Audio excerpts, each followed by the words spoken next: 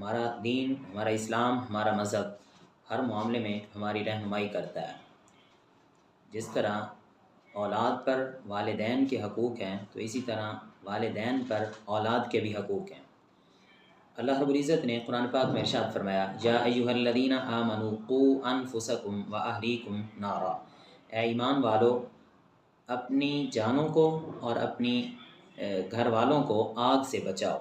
تو اس آیت مبارکہ میں واضح طور پر ہمیں یہ نظر آتا ہے کہ سب سے پہلے اگر ماں باپ چاہتے ہیں کہ اولاد نیک ہو تو والدین اپنی اصلاح کریں، کیونکہ آیت میں اللہ رب العزت نے ارشاد فرمایا سب سے پہلے اپنے آپ کو پھر اپنے گھر والوں کو آگ سے بچاؤ۔ تو پہلے والدین کی اصلاح ضروری ہے، والدین اپنی اصلاح کریں۔ ذرا سوچیں تو صحیح کہ اگر والدین نماز نہ پڑھیں اور امید یہ کریں کہ اولاد نماز پڑھے گی، اگر والدین گھروں میں دیر تک رات کو موبائل چلاتے رہیں، فلمیں اور ڈرامے دیکھتے رہیں اور امید یہ کریں کہ اولاد بیٹھ کر پڑھے گی، اگر والدین جھوٹ بولیں گے امید یہ رکھیں کہ اولاد سچ بولتی رہے گی، سچ بولے گی، اگر گھر میں گندی اور فحش گالیاں دیں گے تو اولاد سے یہ امید رکھیں کہ اولاد اچھی باتیں کرے گی اور گالیاں نہیں دے گی۔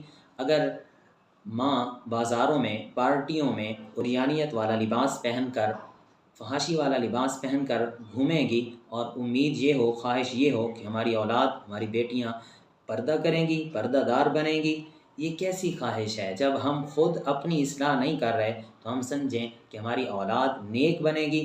اولاد کی اصلاح کے لیے اپنی اصلاح پہلے ضروری ہے، والدین کی اصلاح ضروری ہے۔ کہ کسی نے کیا ہی خوب کہا تھا کہ بچے اپنے باپ کی تقلید کرتے ہیں، پہلے اپنے آپ کے دیکھو وہ کیسے ہیں۔ اسلام ہماری رہنمائی کرتا ہے۔ سب سے پہلی چیز یہ ہے کہ جب بچہ پیدا ہو تو حدیث مبارکہ میں اسلام رہنمائی فرماتا ہے کہ اس کے نام اچھے رکھو۔ آج کل معاشرے میں ایسے ایسے نام ہیں کہ سن کر عجیب لگتا ہے۔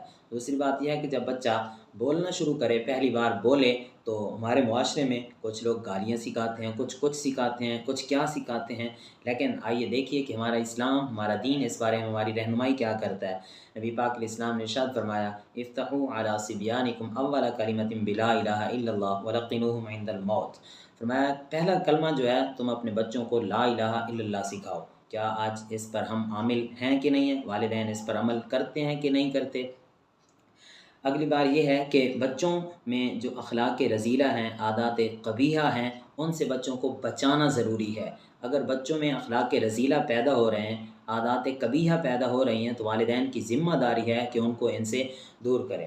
اگلی چیز یہ ہے کہ بچوں کی غذا کا خاص خیال رکھنا ہے۔ عام طور پر اگر بچے راستے میں سے کوئی چیز بچوں کو دستیاب ہو جائے اور وہ گھر میں آئیں تو ماں باپ پوچھتے نہیں ہیں کہ یہ کہاں سے آئی ہے، ڈانٹتے نہیں ہیں ان کو کہ یہ کہاں سے ملی ہے۔ عام طور پر دیہاتوں میں بچے اگر کسی کے کھیت میں سے کوئی بالی، کوئی سٹیاں وغیرہ لے کر آ جائیں تو ماں باپ روکنے کی بجائے ان کو سراہتے ہیں، کچھ بھی نہیں کہتے، کوئی ڈانٹتے نہیں ہیں۔ یاد رکھیں بچوں کی غذا وہ ہونی چاہیے جو ان کے لیے جائز ہو۔ اگر غلط غذا کا استعمال ہوگا تو اس سے پیدا ہونے والا بچے کے اندر خون کیا اثر ڈالے گا یہ آپ خود جانتے ہیں۔ آئیے دیکھتے ہیں اسلام اس حوالے سے کیا رہنمائی فرماتا ہے۔ نبی پاک علیہ الصلوۃ والسلام نے جب حضرت امام حسن بن علی رضی اللہ تعالیٰ عنہ کو دیکھا کہ آپ نے صدقے کی کھجوروں میں سے ایک کھجور اٹھا کر منہ میں ڈال لی تو کھانے لگے، تو حضور علیہ السلام نے فرمایا رکو رکو، اس کو نکالو، کیا تمہیں معلوم نہیں ہے کہ صدقہ ہم نہیں کھاتے؟ تو رسول اللہ صلی اللہ علیہ وآلہ وسلم نے وہ غذا جو صحیح نہیں تھی ان کے لیے تو فرمایا اس کو نکال دو، اور نبی پاک علیہ السلام نے نکال دی۔ کیا ہم ایسی غذاؤں سے بچوں کو منع کر رہے ہیں جو ان کے لیے صحیح نہیں ہیں؟ کیا ہم اس پر عامل ہیں کہ نہیں ہیں؟ اگلی بات یہ ہے کہ آج کل کا جو ماحول چل رہا ہے معاشرے کے اندر، عریانیت والا لباس بچوں کو بچے پہنتے ہیں، بلکہ والدین خود خرید کر دیتے ہیں اور بچوں کو پہنتے ہوئے دیکھ کر خوش ہوتے ہیں۔ یہ تربیت کے لیے ضروری ہے کہ لباس اچھا ہونا چاہیے۔ دیکھیں اسلام اس حوالے سے ہماری رہنمائی کرتا ہے۔ حضرت عبداللہ بن مسعود رضی اللہ تعالیٰ عنہ، آپ نے جب اپنے بیٹے کو دیکھا کہ انہوں نے ریشمی قمیص پہنی ہوئی ہے تو آپ نے وہ لے کر پھاڑ دی، ارشاد فرمایا اس سے بچو۔ کیوں؟ کیونکہ یہ عورتوں کا لباس ہے۔ ہم نے اپنے بچوں کو نمازی بنانا ہے۔ حدیث مبارکہ ہے، حضور علیہ السلام نے ارشاد فرمایا جب بچہ 7 سال کی عمر میں پہنچ جائے تو اس کو نماز سکھاؤ۔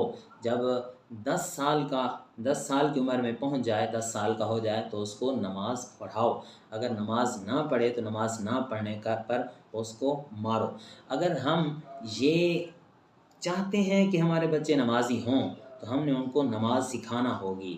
ہم خود نمازی بنیں گے تو ہمارے بچے نمازی بنیں گے، والدین خود نماز پڑھیں گے، گھر کا ماحول تعلیم و تربیت والا ہوگا تو بچوں کی اصلاح بھی اچھی ہوگی۔ آج کل والدین ائمہ مساجد کے پاس، پیروں فقیروں کے پاس جا کر کہتے ہیں جی ہمارے بچے بے ادب ہو گئے ہیں، ہمارا کہا نہیں مانتے، ہمارے آگے ہو جاتے ہیں، ہمارے زبان درازی کرتے ہیں۔